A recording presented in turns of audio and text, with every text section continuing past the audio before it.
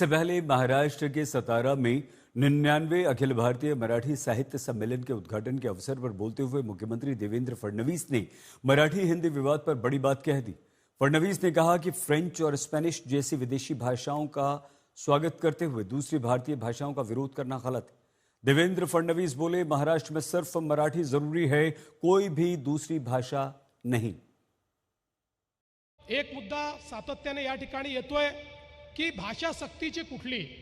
मी या राज्याचा मुख्यमंत्री म्हणून सांगतो, महाराष्ट्रामध्ये फक्त आणि फक्त मराठी सक्तीची, इतर कुठली भाषा सक्तीची नाही, फक्त आणि फक्त मराठी सक्तीची।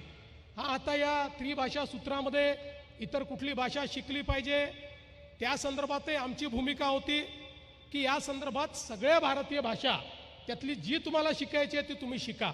आता प्रश्न या ठिकाणी एवढाच निर्माण झाला की कुठल्या वर्गापासून शिकलं पाहिजे।